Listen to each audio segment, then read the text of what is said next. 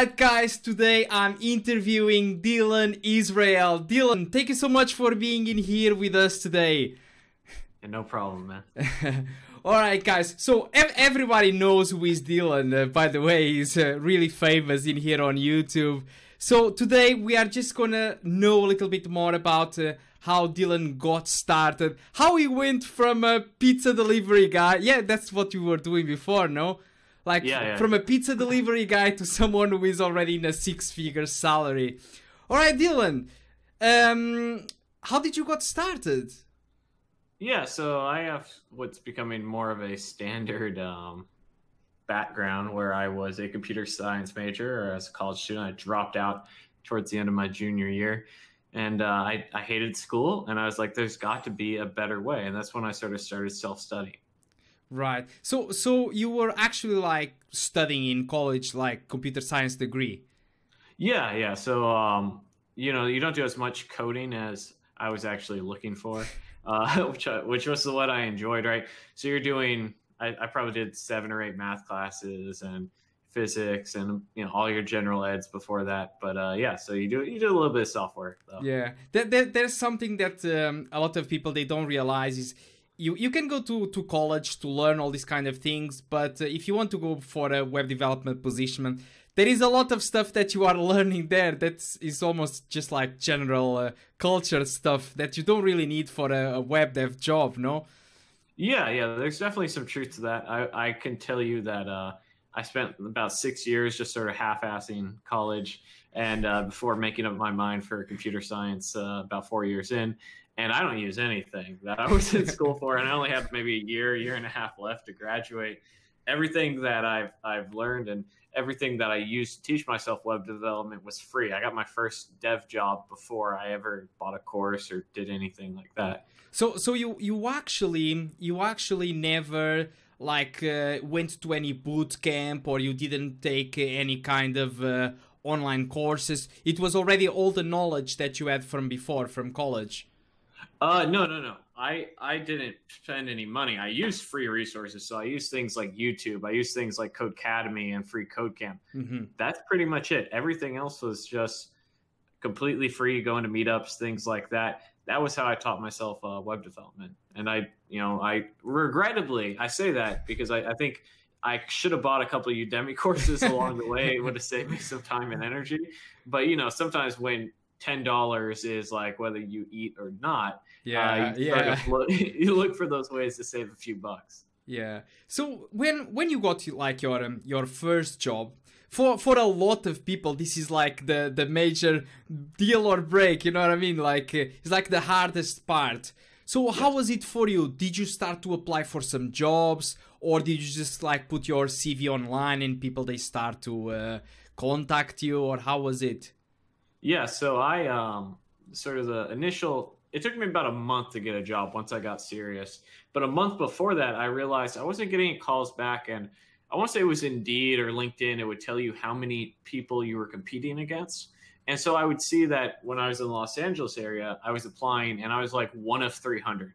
And I saw that and I said, I'm never going to beat out 300 people. Like I'm not there yet. And then I noticed that, well, what about if I looked out of state? And I looked out of state. Now I'm at 1 out of 10, you know, sometimes in the single digits. And so I would apply to jobs that were out of state. And I wanted to leave California anyhow, for cost of living, traffic, all the homeless population, all the stuff that's going on in California. But I would see that, okay, now I'm starting to get calls back. And so what I would do is every single day on LinkedIn, on ZipRecruiter, I would apply to every new job that got posted in the United States that was for a front-end developer, every single one. So I'd spend 4 or 5 hours just knocking out as many resumes as I can. I just open new tab. And that was sort of... So you were basically like just trying your luck, just try to apply as many as you could. Yeah. And so I felt like I was ready because I actually worked at a software company where I would see people would come in and be interviewed, and I'd see they would give them like how to reverse a string or some sort of FizzBuzz algorithm. I was like, yo, I can do that. Is that all? Is that all I need? So what kind of position you were doing in this kind of software company? Yeah, so they were a student information system company, and they needed at this point, my YouTube channel had been around for, I don't know how long it'd been around, but I had less than 500 subscribers. So they were like, you're interested in software. I was like, yeah, I'm gonna drop out. I dropped out, 2 months ago, and this was a business analyst / technical writer role is how I would explain it. And my job there was to gather requirements, type up those requirements as user stories, acceptance criteria, and then occasionally do some mock-ups, and then do some video editing as well to create training materials in regards to the new student information system. Right. Okay, so you started from, you were like delivering some pizzas while you were in college to get some money. Then you got that job as a kind of business analyst, as you were saying. Yeah. And then you decided, okay, now it's time to go for my first job as a web developer. Yes. Right. So when you were applying like for these jobs, what you think was like the most important thing for you? Was it the CV? Was it your online portfolio? Did you add your GitHub account, projects? What do you think was like the most important thing that helped you? Yeah, for me, particularly is, I consider my YouTube channel the video portfolio, really, at the end of the day. It's sort of continued to morph and evolve, but it's always been software related.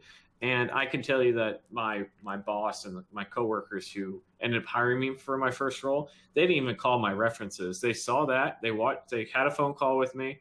They then like, oh, that guy seems nice, seems like someone I could work with. They then watched my videos using the technologies that they're working in, said, all right, make this guy an offer. And so that was what was most successful for me. I would also say that my resume has always been it's something I've always gone and used. I use a third-party resume template site called novoresume.com, and I'm not affiliated with them or anything, but they have fantastic CVs. That's their whole business model, and cover letters and things like that. And if you organize it properly, showcasing your projects and skills versus your irrelevant experience, which a lot of people are transitioning like myself, that was what I thought was really, it made it very quick. This is what I got, and I'm the guy for you. Right. So you think that your YouTube channel had a lot of impact on your first job, as you were saying? My entire career, I would to elaborate. I got my technical writer / business analyst role because I had a YouTube channel showcasing that I was doing video editing and it was software related. I got my very first role because they saw I was working in the technologies. I got my second role because they could see that I was passionate because I was continuing to grow and building it. And it's just, it's been probably a very large part of my success. Right. Yeah, so it exactly happened to me as well. But this is just to say that there is some people out there that they want to get their first job, but they don't go this extra mile, because if you see, YouTube is a great opportunity for everyone. It's free that you can upload your content and everything, and it can still help you get a job. For you, it worked, as you just said now, and for me as well in the past. So let me just see in here. Yeah. So what kind of skills did you had like when you got your first job? Yeah, my first job was pretty straightforward. I was familiar with the basics of front end development: HTML, CSS, JavaScript. I'd been working a little bit in jQuery and AngularJS and Git. That was essentially it at the end of the day. And I would say my proficiency was not at where it probably should have been, but I was. You can look back and say you knew nothing, Jon Snow. Yes, exactly. And that's as it should be. Every year you should look back at yourself and be like, oh man, I'm glad I am where I am. And probably a year from now, I'm hoping I'm gonna look back and be like, all right, I'm glad I'm not that. So otherwise, you've been repeating that same first year of development for 10 years, and you're just a one-year developer really at the end of the day. Yeah. So looking back now at when you got started, when probably you have seen like other people getting interviewed as well. So what would you say is like the bare minimum skills that someone needs to have to get their first job? Someone that you say, okay, you need to know at least these or something to get a job, because otherwise it's like, what are you doing here? I would say it depends on the role, but if we're talking about front-end development, HTML, CSS, and JavaScript, and if you throw in that's sort of the bare minimum, but if you throw in a more current sort of framework, React, Angular, Vue, that would be it. And then you're going to need to be comfortable with version control. Now, if you want to go and impress employers and actually go to that next level where it's going to make you, there's a difference between bare minimum and you get lucky and like what's actually required. And so the sort of next step from there would be able to invest time into things like testing, learning about various frameworks, Jasmine, Jest, Mocha Chai, whatever it is, and learning about agile methodologies and the solid principles in clean code as well. That would be what I would say is sort of, and then mastering all that. It's one thing to, quote unquote, know that stuff. It's another thing to be able to write it professionally. Right. And you think that, people, they should start practicing algorithms as well, or that is only like for big companies like Facebook, Microsoft? So there's sort of two different types of algorithms, really. There's a very computer science heavy stuff where it's like, I want you to solve this problem using a breadth first search or binary search or whatever it is, using a certain type of data structure.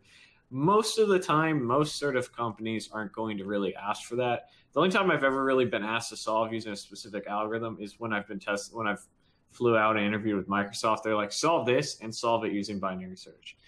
For the most part, people just want you to be able to solve problems. Hey, we have a double array and we want it to zigzag around, or hey, we want you to evenly divide, 3 and 7 and have it. They just want to see just want to see the way that you think, basically. Yes, they want you to be able to take a problem and solve a problem, and it doesn't necessarily have to be very proficient. A lot of times, it's okay to brute force those things, but if you can solve pretty much. So to answer your question, I think it's very important that you're able to solve those sort of algorithms on various sites like HackerRank or CodeSignal or CodeKata or wherever there are. There's hundreds of them at this point.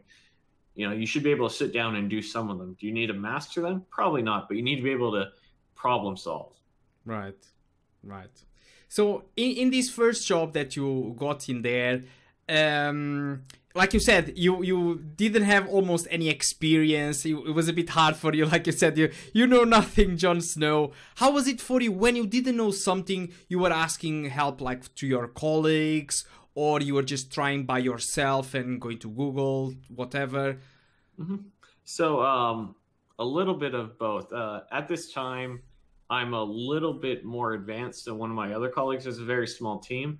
And so we have a senior dev who hasn't really worked in the front end too much. And then we have another colleague and an intern. And my colleague, I think he would say that he was just getting going as well. And I was probably slightly above. So a lot of it was figuring out on my own, diving into whatever it was, whatever assets and resources I needed. So I spent probably the first 3 months every single day, and on the weekends even more so, diving into new technologies that I was working with to make sure, like, hey, I got that first job. Now I need to keep this first job. Yeah, you were thinking did you ever think like for a while that, oh my God, I don't know anything. These guys are just gonna kick me out because I don't know anything about what I'm doing. Yeah, the only time I ever got worried was I was leaving on a Friday, like 3 weeks in, and I had, at this time I had moved 3,000 plus miles away across the country. And so I was still somewhat getting settled. So I was only putting in maybe 30 minutes to an hour a day. And my boss goes, hey, don't forget to study this weekend. And I was like, oh, shit. Things are getting serious. Yeah. And then I just started knocking it out and things, never said it again. But yeah, you gotta definitely make sure you put your time in. So how long did you stay in that job? About a year. So when was it, like, timestamp? 2000? Let's see. 2016 September, maybe 2015 September 2015. So that's the time like that you got started. Yeah, September 2016 was when I left. Yeah. So after this job, you moved to another one. So what's you were looking for, basically? Did you started to look for, or did someone just come to you and gave you like some great offer that you couldn't refuse? Or yeah, in my particular case, it was a couple things. One, oftentimes when you're starting in a newer environment, it starts off well, and then you sort of see the culture of the company, and you have to make that decision if it works for you or not. and it wasn't working for me. So about a year, I got a year of experience. I started going and saying, you know, all right, it's time to get a pay raise, and it's time to not only that, but I'm no longer going to become a better developer working here. Right. And that was probably what was most important. So I left, got a little pay raise, nothing, you know, to cry home about, a little $8,000 pay raise. And then, but the most important thing was I knew that from the tech lead that I talked with and the people I interviewed with, that this organization was going to take me and make me, you know, twice as valuable. And so from there, I moved on. Yeah, exactly. Yeah, that's a good point. So in this next job, did you look for something like with some new technologies? Maybe you were working just on the front end. Did you try to look for something on the back end or something similar? What was it?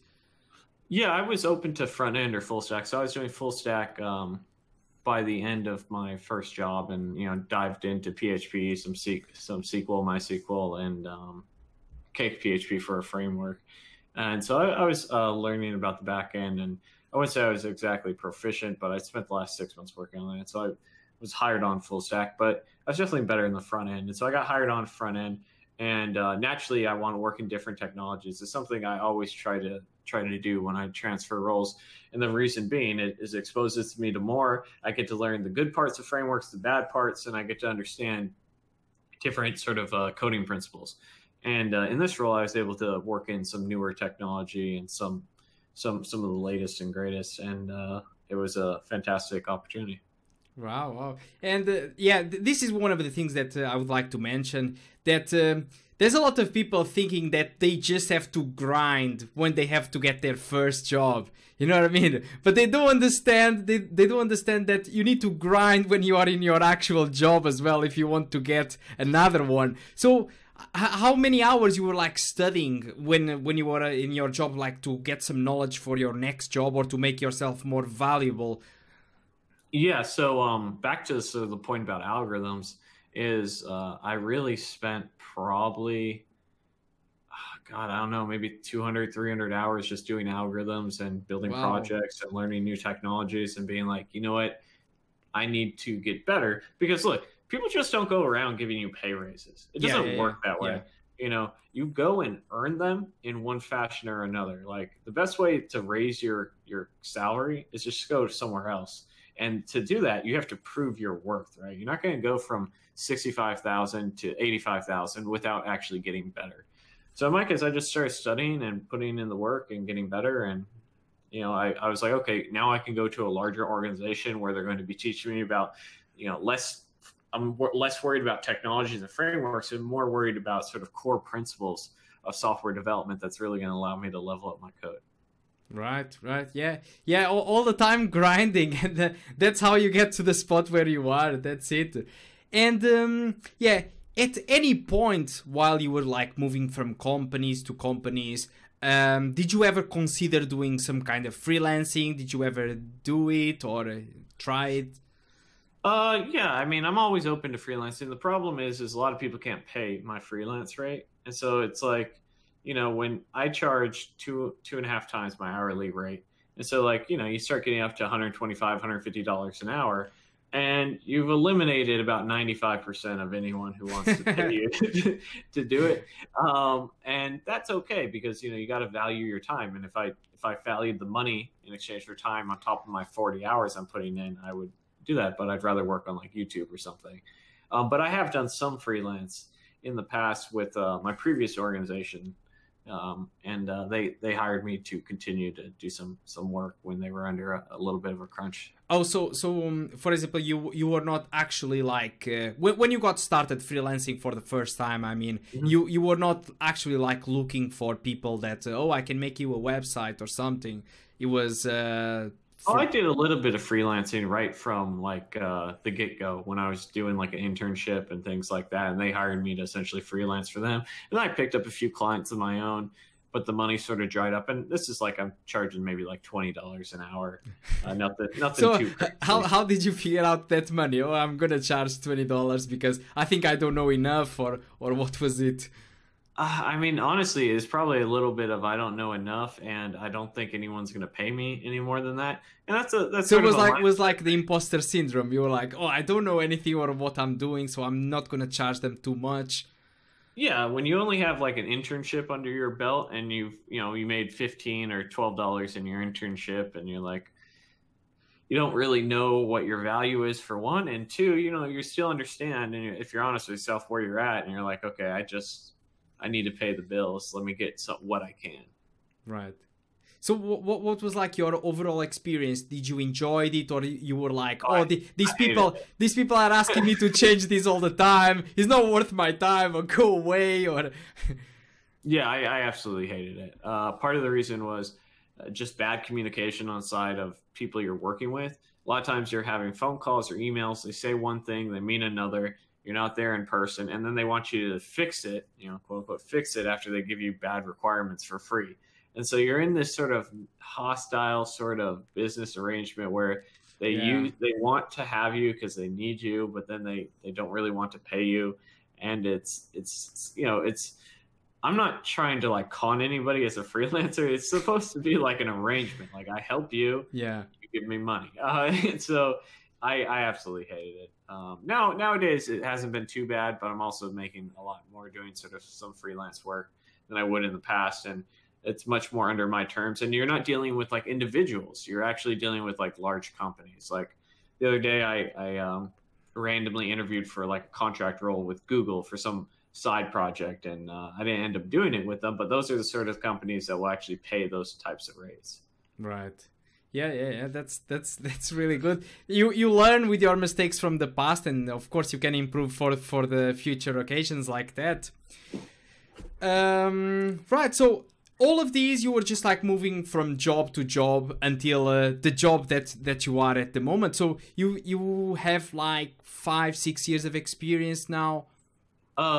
In terms of if we were to take like internship, yeah, and from there on, but I would say it's about a little 3 years plus of just actually full-time salary dev work.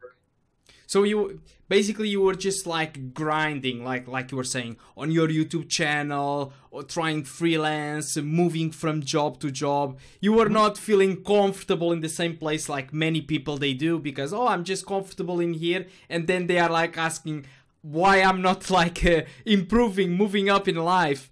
So all of these things now, you landed now in a 6-figure job in where you are now in California. Well, I'm in the Tampa area. Right. So, originally from California. So all of these things now, you landed in this job. So how do you feel like now? Do you feel like a little bit of a burden? Like, oh my God, I have a lot of pressure on me now because they are paying me a lot and I have to work extra hard for it? Or you just feel like the same? No, I'm the same guy like when I was in my 60K or whatever. But now with a little bit more knowledge, or a lot more knowledge, let's say.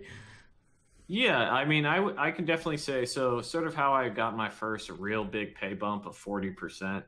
It was, I stayed at a role and someone offered me about $30,000 more. I accepted, and then my work matched it, and they countered, and I was like, okay, cool, I'll stay. I like this place. I was just leaving for the money, whatever. And so, but then there was a very psychological aspect of like, oh crap, I'm making, I think it was 105 at that time. I'm making 105, and at 2 years of actual like salary dev experience, and I was like, what do I need to do to keep this 105? And it is a little bit stressing. And I think at the end of the day, it's a little bit of like an imposter syndrome that happens more often than not, where you're just not comfortable with it. That went away relatively quickly, but definitely for the first couple months, I felt like I had a need to justify my salary. So I was maybe doing things I wouldn't normally be doing, and actually probably led me to be a little bit more burnt out than I normally would be. Because you mean like working extra hours or staying a little bit late or what? A little bit, yeah, things like that. Participating in sort of optional things that are good for the work, but not necessarily good for you. Things that I normally wouldn't do to sort of prove my worth because I didn't feel the need to in the past. Exactly. But yeah, so for the most part, though, nowadays not so much. But definitely when I first got my first large pay bump. All right, yeah. So let me just see in here. So basically, now looking back through what you have been through, what would you advise like people that they are starting out?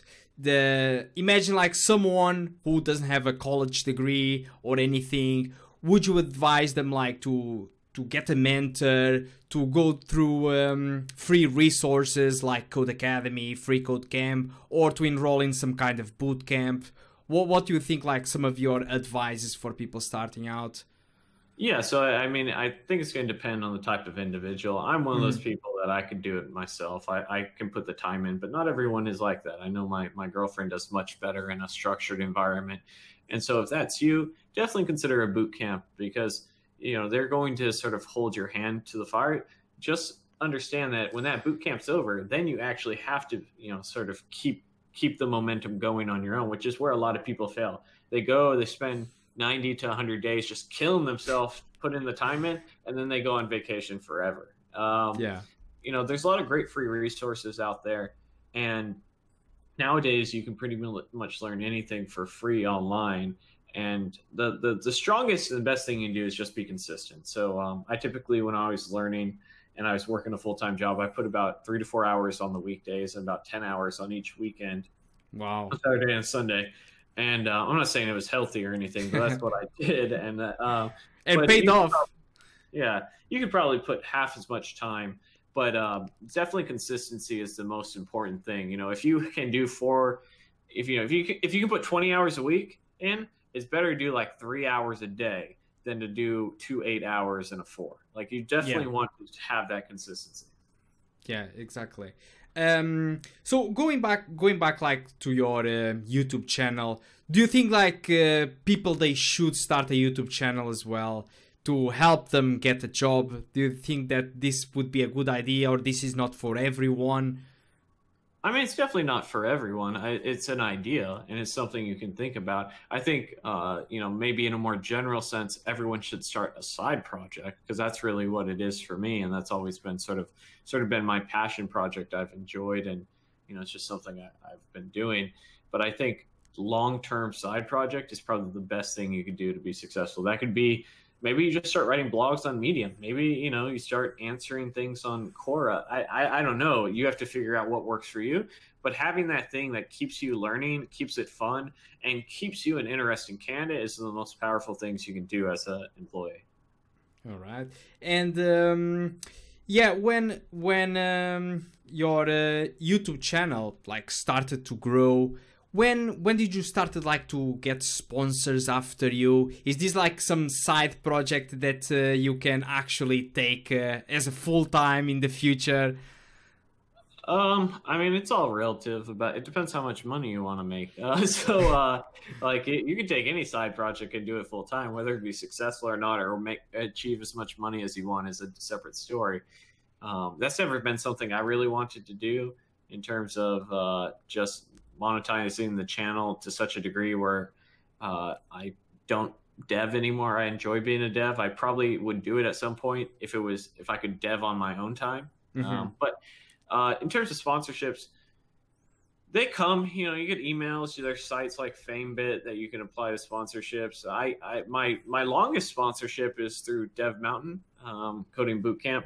And in that case, I simply shot them an email, inquired, say, hey, I think I had like 6,000 subscribers. I wasn't super large. And I said, you know, would you be interested in sponsoring my channel under these conditions for, you know, some amount?